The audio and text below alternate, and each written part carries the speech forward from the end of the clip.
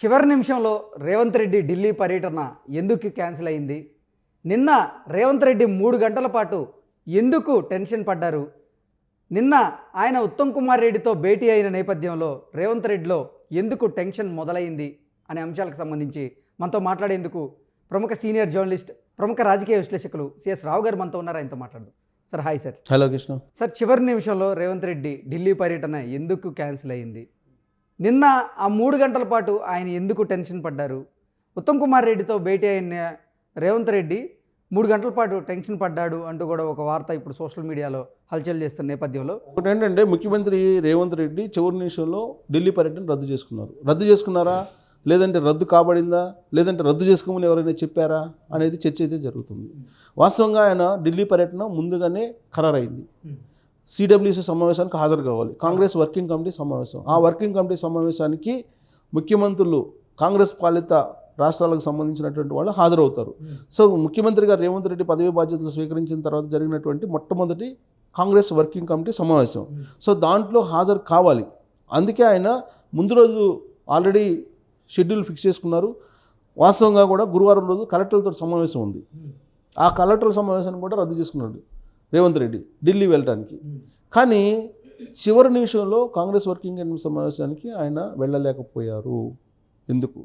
AICC వద్దందా, అవసరం లేదన్నా Congress party working committee సమావేశానికి? లేదంటే రేవంత్ రెడ్డి ఇక్కడ బిజీ షెడ్యూల్ ఉంది కాబట్టి ఆయనే మానుకుంటానని చెప్పారా? ఇలాంటి చర్చ అయితే చాలా సీరియస్గా జరుగుతుంది. అయితే ఇక్కడ ఒకటి గమనించాల్సినటువంటి అంశం ఏంటంటే, ఢిల్లీ వెళ్ళడానికి ఆల్రెడీ అసెంబ్లీలో కూడా ఆయన ప్రసంగాన్ని ముగించి సిద్ధమయ్యారు. ఆ తర్వాత ఢిల్లీ పరిణామాలు మారినటువంటి క్రమంలో దాదాపు 3 గంటల పాటు అసెంబ్లీ వేదికగానే ఉత్తమ్ కుమార్ రెడ్డి తోటి రేవంత్ రెడ్డి భేటీ అయ్యారు. రేవంత్ రెడ్డి, ఉత్తమ్ కుమార్ రెడ్డి ఇద్దరు కూడా దాదాపు 2.5 గంటల పైగా వాళ్ళిద్దరూ ఏకాంతంగా మాట్లాడుకున్నారు అనేది ఇప్పుడు హాట్ టాపిక్. వాళ్ళిద్దరూ ఏం మాట్లాడుకున్నారు ఆ 2.5 గంటల పైగా? ఆ తర్వాత ఢిల్లీ పర్యటన ఎందుకు రద్దయింది, అసలు ఏం జరిగింది, సీరియస్ ఇష్యూ ఏమన్నా దాగి ఉందా దీంట్లో అనే దాని మీద మాత్రం చాలా విచిత్రమైనటువంటి ఊహాగానాలు, విచిత్రమైన గాసిప్స్, రాజకీయపరమైన విశ్లేషణలు బయటకు వస్తున్నాయి సోషల్ మీడియా వేదికగా చేసుకొని. సో వాస్తవంగా అసెంబ్లీ ప్రారంభమైంది, సీరియస్ డిస్కషన్ నడుస్తుంది. ఏఐసీసీ సంబంధించినటువంటి నేతలు కూడా అబ్జర్వ్ చేస్తున్నారు. సో ఇప్పుడు రాబోయేటువంటి రోజుల్లో అసలు బీఆర్ఎస్ పార్టీని ఏం చేయాలి, లోక్సభ ఎన్నికలకు సంబంధించి ఏం చేయాలి, వీటన్నిటి మీద చర్చించాల్సినటువంటి అవసరం ఉంది. కానీ కాంగ్రెస్ వర్కింగ్ కమిటీ సమావేశానికి రేవంత్ రెడ్డి వెళ్ళలేదు. కీలకమైనటువంటి సమావేశం, పైగా లోక్సభ ఎన్నికలు సమీప భవిష్యత్తులో ఉన్నాయి. వాటికి సంబంధించినటువంటి ప్లానింగ్ అంతా కూడా చేసుకోవాలి. సో అలాంటి సందర్భంలో కాంగ్రెస్ వర్కింగ్ కమిటీ చాలా లైట్గా రేవంత్ రెడ్డిని తీసుకుంది అనేది ఒక ప్రచారం జరుగుతుంది. ఎందుకు అని అంటే, ఆల్రెడీ ఇక్కడ బిజీ షెడ్యూల్ ఉంది అసెంబ్లీలో. ఎలక్ట్రిసిటీ మీద చర్చ జరుగుతుంది. అంతకుముందు నీటిపారుదల శాఖ మీద జరిగింది, అందుకంటే ముందు కాళేశ్వరం మీద జరిగింది. కాబట్టి ఎవ్రీ డే ఒక శ్వేతపత్రం రిలీజ్ చేస్తూ సీరియస్ చర్చ జరుగుతున్నటువంటి క్రమంలో ముఖ్యమంత్రి అసెంబ్లీలో లేకపోతే ప్రతిపక్షం దాన్ని అనుకూలంగా మలుచుకునేటువంటి అవకాశం ఉంది అనేటువంటి ఉద్దేశంతో రేవంత్ రెడ్డిని చివరి నిమిషంలో వద్దన్నారు, రావాల్సిన అవసరం లేదు అని చెప్పి అన్నారు అనేది ఒకటి వినిపిస్తుంది. నిజంగా అదైతే కనుక ఓకే, నో ఇష్యూ.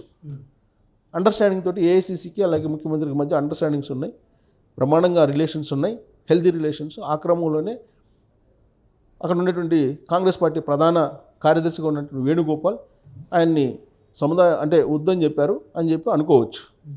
కానీ అసలు కాంగ్రెస్ వర్కింగ్ కమిటీ అనేది ప్యూర్ కాంగ్రెస్ పార్టీకి సంబంధించినటువంటి విధానపరమైన నిర్ణయాలు తీసుకునేటువంటి సమావేశం అది. సో ఇండియా కూటమిలో ఎలాంటి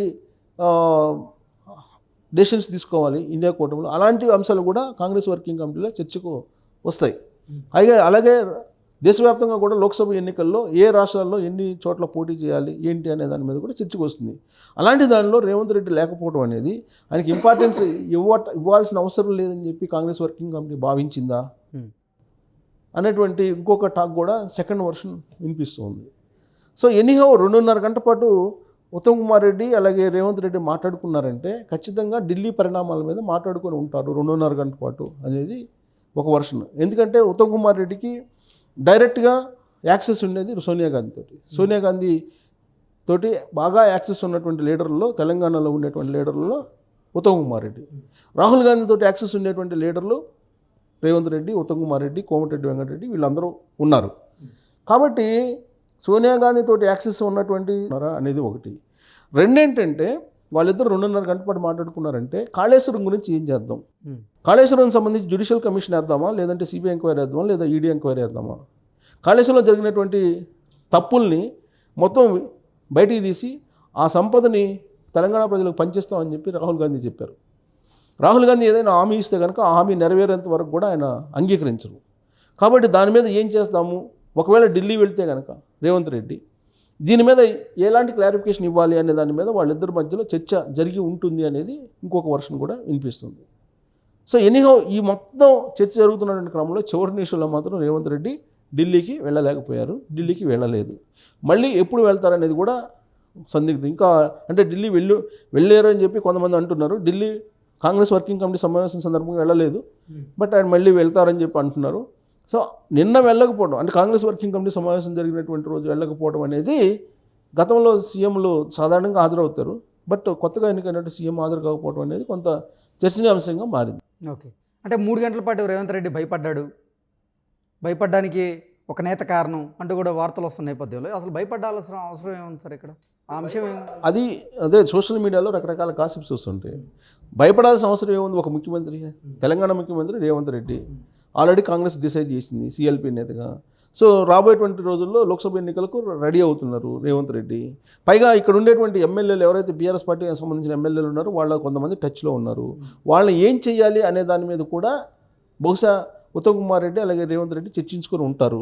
దానికి ఏఐసీసీ అనుమతి కావాలి. ఏఐసీసీ అనుమతి ఇచ్చినటువంటి వెంటనే కాంగ్రెస్ పార్టీలోకి బీఆర్ఎస్ పార్టీకి సంబంధించిన ఎమ్మెల్యేలను తీసుకునేటువంటి అవకాశం ఉంది. కొంతమంది టచ్లో ఉన్న మాట వాస్తవం. సో కాబట్టి వాళ్ళు ఆ అంశం మీద కూడా చర్చించుకొని ఉండొచ్చు. లేదంటే వాళ్ళు ఏఐసీసీ ముందు మనకి తెలంగాణ ఇంపార్టెంట్, రాబోయేటువంటి లోక్సభ ఎన్నికల్లో కూడా మనకి ఎక్కువ ఎంపీ స్థానాలు వచ్చే విధంగా ప్లాన్ చేయండి, మీరు ఇక్కడ రావాల్సిన అవసరం లేదు అని చెప్పి కూడా చెప్పి ఉండొచ్చు. దాని మీద వాళ్ళిద్దరు చర్చించుకుని ఉండొచ్చు. అసలు అంటే ఢిల్లీ పర్యటనకు సమాయత్తం అవుతున్నటువంటి క్రమంలోనే ఉత్తమ్ కుమార్ రెడ్డి తోటి చర్చలు జరుపుంటారు. అనేకమైనటువంటి ఇంపార్టెంట్ ఇష్యూస్ ఉన్నాయి కాబట్టి వీటి మీద ఎలాంటి ప్రజెంటేషన్ అక్కడ కాంగ్రెస్ వర్కింగ్ కమిటీలో ఇవ్వాలి అనే దాని మీద కూడా చర్చించుకొని ఉండొచ్చు. అయితే ఆల్ ఆఫ్ సడన్గా ఢిల్లీ పర్యటన రద్దయింది కాబట్టి ఇలాంటివన్నీ ఊహాగానాలు రావడం అనేది సహజం. అంటే మేడిగడ్డ అంశాన్ని ప్రస్తావించే అవకాశం ఉందా సార్ ఒకవేళ కనుక ఢిల్లీ పర్యటనకు వెళ్ళి ఉంటే?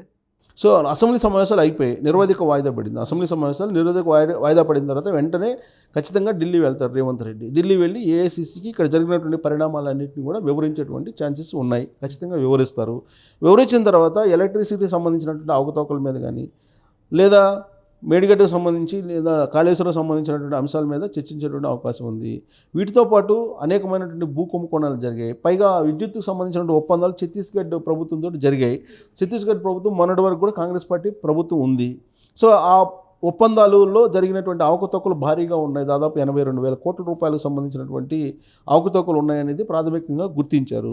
వాటి మీద ఒకవేళ ఎంక్వైరీకి వేస్తే కనుక అప్పుడున్నటువంటి కాంగ్రెస్ పార్టీ ప్రభుత్వం కూడా బాధ్యత వహించాల్సి ఉంటుందా అనేది కూడా చర్చించేటువంటి ఛాన్సెస్ ఉన్నాయి. ఇక్కడ చాలా తెలివిగా ఏంటంటే సిట్టింగ్ జడ్జి చేత విచారణకు ఆదేశించేటువంటిది ఒక నిర్ణయం తీసుకున్నారు. కాళేశ్వరం మీద కానీ, లేదంటే ఎలక్ట్రిసిటీకి సంబంధించినటువంటి అంశం మీద కానీ ఇవన్నీ కూడా సిట్టింగ్ చేస్తే అది విచారణ చేయించాలని ప్రాథమిక నిర్ణయం తీసుకున్నారు.